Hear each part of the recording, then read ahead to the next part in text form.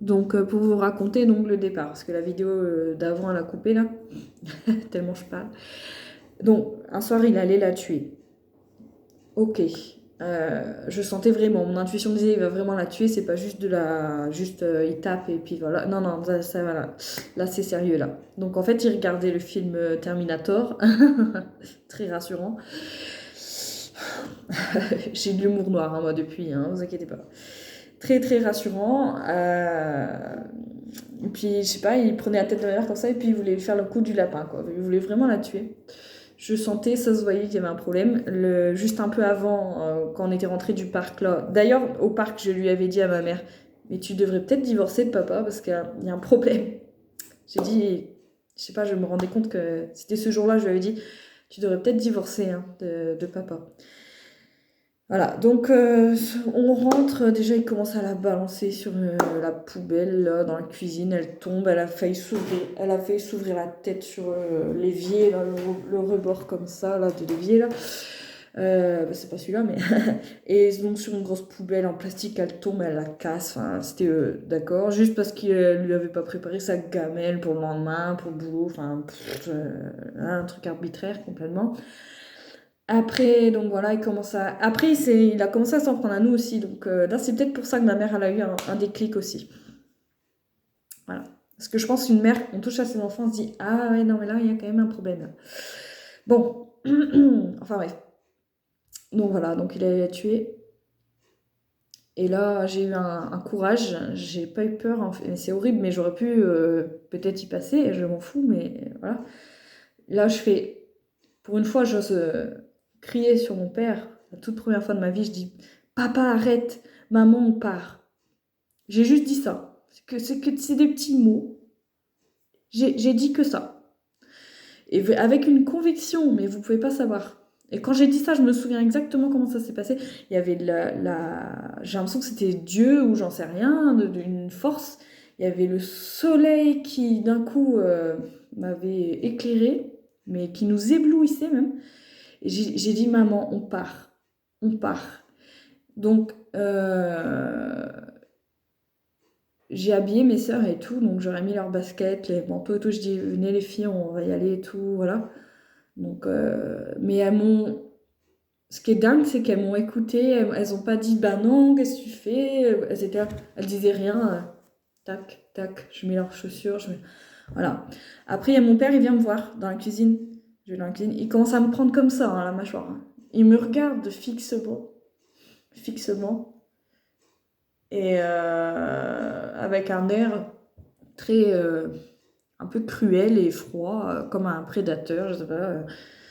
On aurait dit, je sais pas, un crocodile, un serpent, bref.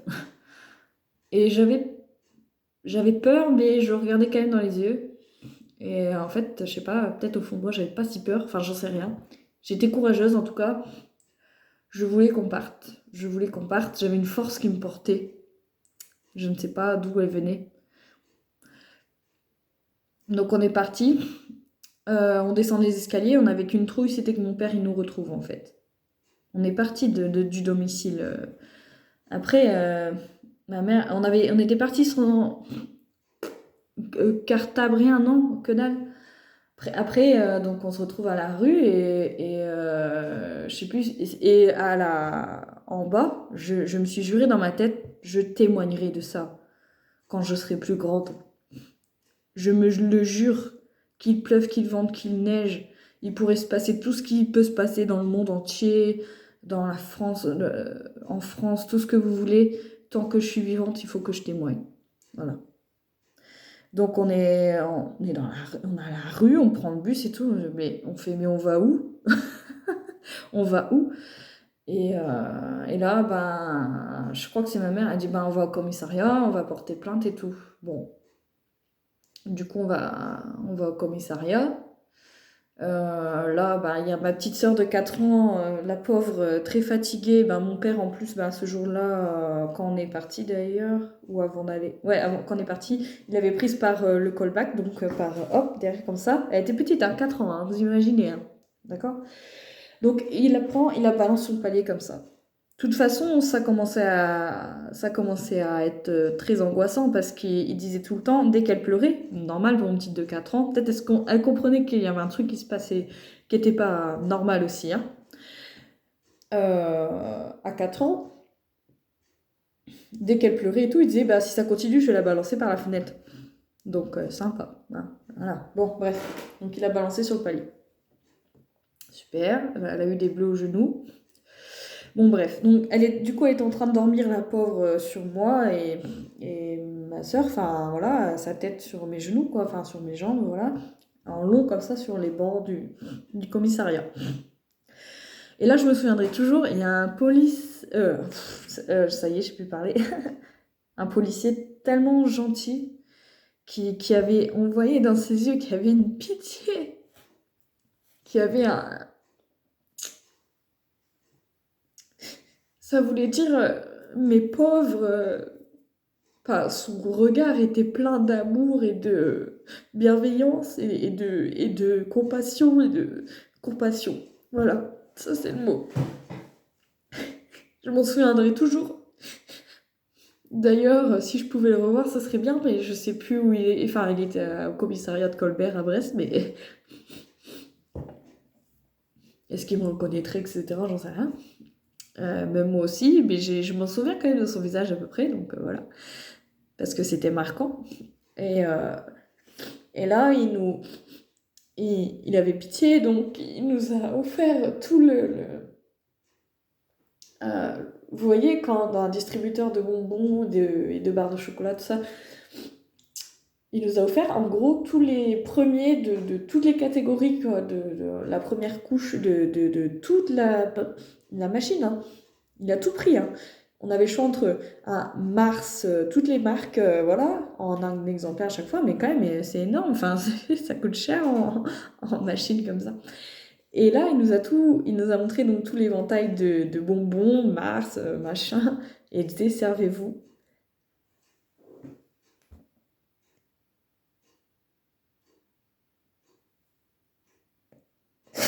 Il disait, bah, servez-vous, prenez et tout. Moi, je trouvais ça très gentil. J'ai dit merci, c'est gentil et tout. Pendant que ma mère, elle était en train de raconter aux policiers, elle était en larmes et tout, puis on savait pas quoi faire. Après, donc, ils ont dû aller malheureusement récupérer des affaires et moi, je voulais pas qu'elle retourne. On n'avait qu'une trouille, c'était qu'ils nous retrouvent ou on voulait pas retourner dans cet enfer en fait. Moi j'avais qu'une trouille quand on descendait les escaliers là, de l'immeuble, c'était qu'ils nous rejoignent, quoi. Enfin qu'ils nous attrapent, qu'ils nous... Et du coup, donc elle est allée en voiture de police avec des policiers armés, avec des matraques et tout, récupérer les affaires. Et mon père, en plus, il en avait à moitié rien à faire. Je sais plus si il dormait ou quoi, mais... Non, il avait dit à ma mère, tiens, tu feras ça, tu iras à la pharmacie, acheter je sais pas quoi, parce que, ben, il devait toujours croire que c'était toujours son larbin. Non, mais non. Donc, elle a récupéré les portables et tout sous escorte, hein, mais quand même. Moi j'étais pas rassurée. J'étais pas rassurée alors qu'il y avait je ne sais combien de policiers avec elle.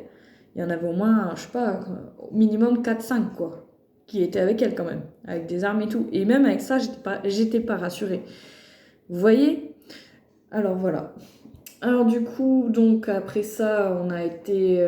on savait pas où aller, donc on nous a mis en... On était, pour moi, avec le recul, je me rends compte qu'on avait statut de SDF en fait, on était sans domicile fixe, on n'avait plus d'adresse. On était parti, on était on était à la rue, on était sans domicile fixe. Donc on nous a mis dans un hôtel d'urgence, après un autre hôtel, et après on a fini en foyer d'urgence pour femmes battues, non, ou foyer d'urgence tout court déjà, et après foyer pour femmes battues. Voilà. Après la misère a commencé. On avait la violence de la pauvreté, on avait les contraintes de la pauvreté, mais on avait la liberté. Chez mon père, on était un peu à l'abri du besoin, un petit peu, parce qu'il était au SMIC, voilà. Avant, il était peintre auto, et après, il travaillait dans les serres de tomates, donc on n'était pas riche du tout, hein. Voilà, mais on avait de quoi manger tout le temps, quoi. On n'avait pas le frigo vide tous les 15. Et ça a duré des années, hein. Voilà. Donc, bon, on avait ça, mais bon, on avait l'appétit coupé, hein. Une fois, je me souviens, chez mon père, donc on mangeait tous, et puis ma mère, elle avait fait un poulet rôti, donc très bien, on allait manger. Et puis lui, il était resté à son bar, et puis et il disait, oh, le poulet est pas assez cuit, c'est nul et tout. Et du coup, moi, j'avais plus faim. Ah, d'ailleurs, en parlant de faim, de ventre, tout ça, donc on s'est retrouvés à l'hôtel, donc après le commissariat. Donc, je vous laisse imaginer que la nuit était très agitée pour moi.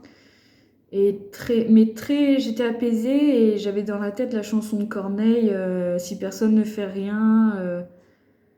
C'était un truc comme ça, de ces orphelins, je sais pas. Donc voilà, je me sentais libérée, mais en fait j'avais très mal au ventre et la barre de céréales du matin, du petit déjeuner, ça passait pas du tout. Et du coup j'avais tout vomi. J'arrivais plus à rien manger. Et en fait on est allé aux urgences donc quelques temps après et en fait j'étais constipée. Heureusement j'ai pas eu une occlusion ni rien, machin. Mais c'était à cause du stress. Donc voilà. Voilà. Donc, juste pour dire que je voudrais que le statut des enfants qui vivent ça, qui sont témoins de ça, ne soit pas juste des statuts de témoins. On est des vraies victimes. Et j'aime pas faire ma victime, tout ça, mais je suis désolée, mais ça a des conséquences après sur la vie. Moi j'ai galéré après tout ça et il y a même une assistante sociale, elle m'a dit mais vous devriez faire une reconnaissance de qualité de travailleur handicapé. J'ai trouvé bizarre mais elle avait raison parce que souvent pour des décisions je panique. Moi je suis très sensible à cause de ce que j'ai vécu et c'est pas reconnu quoi, c'est pas reconnu, on est invisible. Et tous les enfants moi, que je connais, enfin tous les gens que je connais qui ont eu des enfances difficiles, c'est triste à dire, mais 100%, en tout cas dans mon entourage, hein, dans les gens que je connais, 100%, ils ont des problèmes, à un moment donné, ils ont dû prendre des anxiolytiques ou comme moi, des antidépresseurs, tous, 100%. Donc c'est qu'il y a quand même des conséquences, voilà. Puis moi je pense qu'il y a des traces dans le cerveau indélébiles malheureusement parce que le cerveau est en train de se construire quand on est enfant, enfin bref. Et d'ailleurs moi c'était une vraie souffrance, hein. J'avais besoin de savoir pourquoi je suis plus timide, pourquoi je suis plus anxieuse que les autres, pourquoi je suis plus... j'ai eu beaucoup de barrières comparées aux autres, hein. Et si ça avait pu être pris en compte, j'aurais été contente. Et après, j'ai fait auxiliaire de vie scolaire plus tard, quand j'étais voilà, plus âgée. Et puis, je me disais, ah bah tiens, on donne des AVS à des enfants qui ont vécu un peu ça, des violences intrafamiliales. Et moi, je me suis dit, mais j'aurais aimé avoir ça, en fait. Un adulte qui m'accompagne, qui, voilà.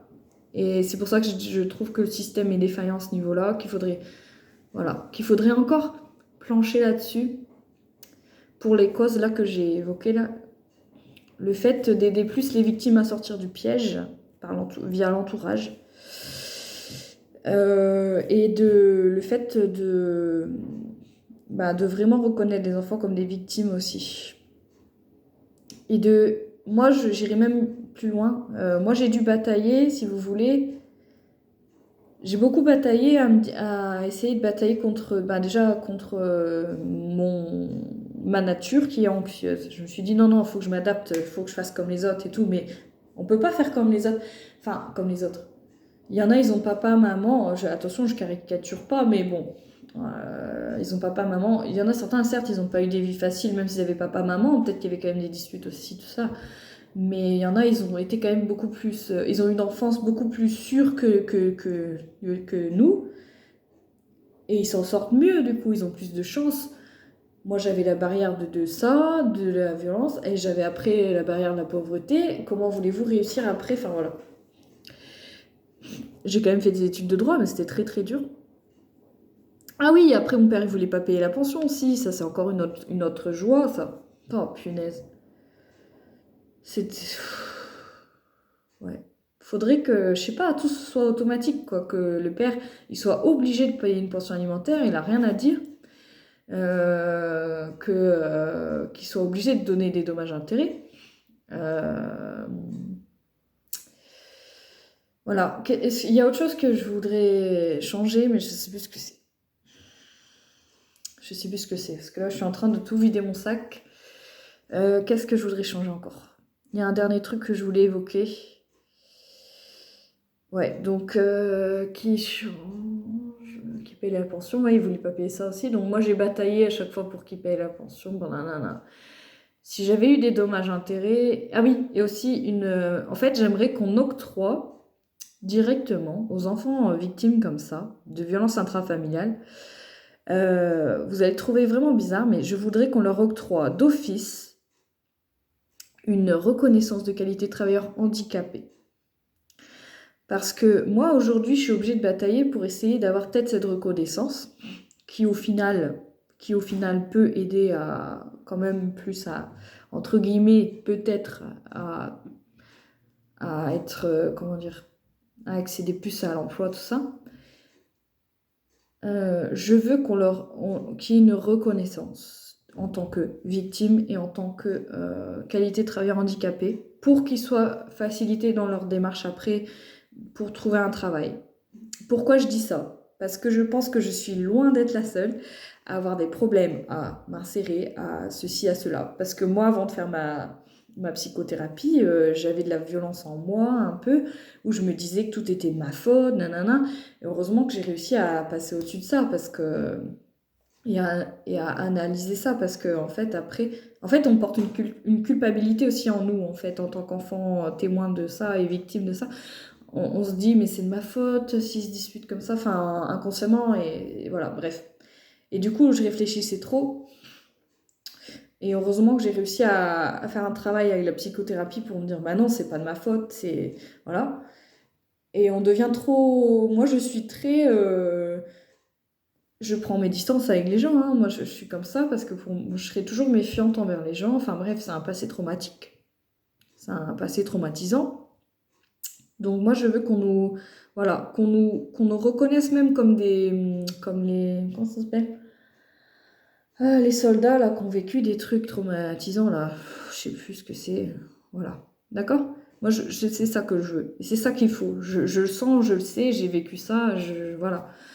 Après, il pourrait y avoir des débats, tout ce que vous voulez, je m'en fiche. Moi je veux juste donner mon point de vue. Voilà. Donc il faudrait ça, une reconnaissance travailleur handicapé directement. Parce que moi, ce qui m'a fait le plus mal dans ma vie, je pense, c'est d'essayer de refouler ce passé difficile, alors qu'en fait, il ressortait tout le temps et qu'il fallait que j'en parle et tout ça. Et ça a été dur d'essayer de m'insérer, alors que non, quoi. Moi, il suffisait qu'un patron ou quoi soit trop frontal, ou voilà. À chaque fois, je disais à mon psy, mais j'étais en larmes, ça me fait penser à mon père, quand nanana. Et ça m'énervait que ça fasse ça, mais ça, c'était plus fort que moi. Et je ne veux pas dire, attention, c'est une facilité, c'est bon, maintenant les victimes, elles sont tranquilles, elles ont RQTH, nickel, tout va bien. Non, je veux pas me cacher derrière ça aussi pour être tranquille, pour dire, ah c'est bon, quoi. Ah c'est bon, j'ai mon petit bouclier de victime, c'est bon, je suis tranquille, comme ça je me remets pas en question. Nana. Non, non, non, moi je dis, moi je suis responsable, tout ça, je veux être autonome, machin, prendre mes responsabilités, me remettre en question, assumer ça, nanana, et pas de problème, devenir adulte, quoi. Mais c'est très dur quand on a vécu ce qu'on a vécu, en fait. Et une RQTH, ce serait une béquille dont on aurait bien besoin, même un tremplin dont on aurait vraiment besoin, parce que moi, je me souviens, même en classe, je l'écrivais sur les fiches de présentation. Je disais, bah voilà, j'ai vécu ça. Et les gens vont se dire, mais elle est tarée, celle-là. Elle raconte sa vie, machin. Mais j'avais besoin de le dire parce que c'est comme si c'était pour me justifier. Bah, vous avez vu, c'est pour ça que je suis timide, c'est pour ça que je suis comme ça. Mais j'essayais de lutter contre ça, hein, j'essayais. J'ai tout fait pour, hein. D'ailleurs, je me suis améliorée quand même un petit peu depuis plusieurs années quand même. Mais voilà, c'est pas facile, hein. Moi, ma petite sœur, elle faisait du mutisme. Elle avait 3 ans de moins que moi. Enfin, elle est toujours vivante, hein, mais enfin bref, elle a 3 ans de moins que moi et elle était en CP, moi je crois, quand j'étais en CM2, un truc comme ça. Et pendant 1 an, elle parlait pas à l'école. Du coup, ben, les profs et tout, enfin, la société, entre guillemets, a dit, ah, c'est bizarre, elle fait du mutisme, faudrait peut-être la mettre dans une école spécialisée, donc pour handicapés, quoi. Voilà. Pour personnes en situation de handicap, quoi. Donc voilà. Et, et donc elle a vu un psychologue et tout. Et moi, je trouve ça dommage parce que ben, ça n'a pas alerté les psychologues non plus. Pour moi, d'ailleurs, j'ai travaillé en école, donc j'ai vu des cas aussi. Pour moi, les enfants qui ont des problèmes de comportement, c'est un appel au secours. Ça veut dire qu'il y a quelque chose qui se passe pas bien dans leur famille, en général, la plupart du temps. Et quand on voit que 30 à 40% des élèves vivent dans un climat chez eux, hein, de violence un peu intrafamiliale, c'est horrible. C'est 30 à 40% et on fait rien. Enfin, souvent, je suis désolée, les gens, ils ont peur d'appeler 119, bah ouais, mais nanana, alors que c'est non-assistance à personne en danger. Donc voilà. Donc juste pour dire, elle a fait du mutisme et tout, et des fois je passe devant le centre, j'habite pas loin du centre dans lequel elle se faisait, bah, elle suivait ses cours de psy et tout, et je me suis dit, mais quelle hypocrisie! Elle allait pendant 1 an là-bas, le psychologue il la faisait décider, voilà, et ils ont pas vu qu'il y avait un problème dans la famille. Je me suis dit, mais qu'est-ce que c'est honteux! Elle a passé 1 an là pour rien, et enfin, je sais pas pourquoi, mais bah, après elle parlait déjà, mais bon, ils ont pas creusé plus que ça, et je trouve ça horrible. Je me dis, à chaque fois que je passe devant le centre, je me dis, ça se trouve, ça aurait pu nous sauver. Enfin, mais bon, après, mon psychologue m'a dit, ben non, la société pouvait pas faire tout ça, c'est pas possible et tout. Mais quand je fais mes courses maintenant, que j'entends, si vous êtes victime de violence conjugale, appelez le machin, ah, j'ai comme des regrets ou une amertume en me disant, mais bordel, pourquoi ça n'existait pas à l'époque? Donc, quelque part, j'en ai toujours voulu un peu à la société. J'en ai toujours voulu un peu, je sais pas. J'ai cette haine au fond de moi, alors que je suis quelqu'un de très gentil, d'intrinsèquement gentil. Mais j'ai une haine envers ça. Et je me dis, moi, ce qui m'a sauvée, c'est pas la société, c'est pas ma mère, c'est pas mon père, c'est pas mes sœurs, c'est personne, c'est moi. C'est moi qui ai sauvé, voilà, ma mère. Parce que ça, en fait, si j'avais pas fait ça, je pense que ça serait rentré dans les statistiques et voilà. Ah oui, aussi, le dernier point. Oh là là là, 4e point. Mon Dieu. Qu'on arrête, alors quand il y a de la violence comme ça, on arrête d'envoyer les enfants chez le parent. Tout seul, sans médiateur, sans machin. On arrête. Parce que je peux vous dire que quand on est allé chez mon père, on avait la trouille. Ma petite sœur, elle faisait des crises d'angoisse. Moi, des fois, je lui disais à ma mère, mais j'ai envie de me mettre sous Prozac avant d'aller chez lui. Enfin, c'était horrible. C'était nul. On prenait aucun plaisir à aller le voir. On avait peur. C'est comme si on nous renvoyait au casse-pipe. Comme si on nous envoyait à l'abattoir à chaque fois. Donc, c'était horrible. En plus, on n'échangeait rien. Je veux dire, on restait dans le champ. Enfin, bref. Nul. À chier. À chier. Enfin, voilà. Désolée, je ne mâche pas mes mots. Mais voilà. On nous remettait dans la gueule du loup, quoi. Donc ça, je comprends pas. Je comprends pas que la société aussi, elle faisait rien là-dessus. Une fois on était parti en vacances, bref, on était en danger, il commençait à s'en prendre à son cousin, et puis nous, on était là, et qu'est-ce qu'il aurait pu nous faire? Il aurait pu nous faire des trucs horribles. Non, bon, la société, ferme les yeux, tout le monde ferme les yeux, d'accord. Non, j'aurais tellement aimé qu'on nous renvoie plus chez notre père, en fait. Et moi, ça fait 6 ans que je lui parle plus, ça me fait du bien, ça me fait du bien. Des membres toxiques de la famille, faut couper les ponts. Et ça va mieux que depuis que je lui parle plus, depuis qu'on le voit plus. J'ai 27 ans, des fois je fais encore des cauchemars où on me dit, bah si, il faut que tu ailles chez ton père. Non, je veux pas. On y allait tous les 15 jours, mais c'était une horreur. Et même, c'est même moi qui avais dit à mon père, est-ce qu'on peut venir que le dimanche parce qu'on voulait même pas passer la nuit là-bas, parce que moi, dormir dans un endroit où j'ai été traumatisée, j'ai failli mourir, ou ma mère a failli mourir surtout, quoi. Je pouvais pas dormir sur mes deux oreilles. Et ben voilà, je suis pas d'accord. Donc ça, faudrait changer ça aussi. Que d'office, il y a un parent violent, il a aucun droit sur les enfants. D'office. La justice, arrêtez de dire, arrêtez de, oh oui d'accord, allez-y quand même, oh oui ça reste le papa quand même. Non, non, non, non, pas pour des cas comme ça, s'il vous plaît. Enfin voilà, hein, qu'on arrête de...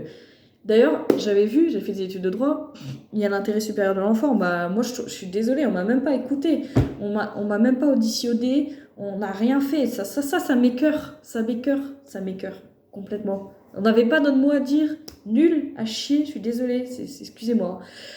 Ah oui, aussi, alors il y a une loi aussi qui fait que comme quoi, il y a le droit que le père il soit viré et qu'on reste dans l'appart. Mais vous croyez que nous, on avait envie de rester dans l'appart où on a vécu des horreurs comme ça? Il serait forcément revenu, tout ça. Enfin, c'est nul à chier, on préférait partir. C'est pas ça qui devrait se passer. C'est pas, ah bah la femme, elle peut garder l'appartement, hein, sinon la pauvre, elle se retrouve à la rue. Là. On s'en fout. On s'en fout d'être ailleurs. Ce qui compte, c'est qu'on veut plus le voir. On veut couper les ponts. Même des années après, on avait même peur qu'il revienne nous voir dans l'appart. Enfin, Ah ouais, alors ça, c'est un 5e problème. L'éloignement du père, punaise, on n'est pas protégé aussi. Hein. Oh là là là là, on n'est pas protégé. Hein. Moi, je me souviens, il y a une femme dans le foyer de femmes battues. Son mari, il avait réussi à l'embobiner pour qu'elle lui réouvre la porte. Elle aurait pas dû faire ça, la pauvre. Il l'a tuée, il l'a étranglée. Homicide. Voilà. C'est quoi cette loi qui dit ouais la femme elle peut rester avec des enfants dans l'appart? Mais vous croyez que moi j'ai pas envie de rester enfin en tout cas nous c'était ça, hein.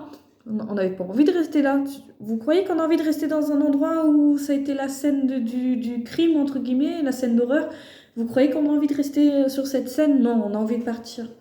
Et on n'a plus envie on veut plus de lien avec le bourreau, voilà. Donc c'est terminé, voilà ma vidéo. J'espère qu'elle va changer les choses. Et même si elle change rien, eh bien je m'en fiche. Au moins j'ai contribué dans ce monde.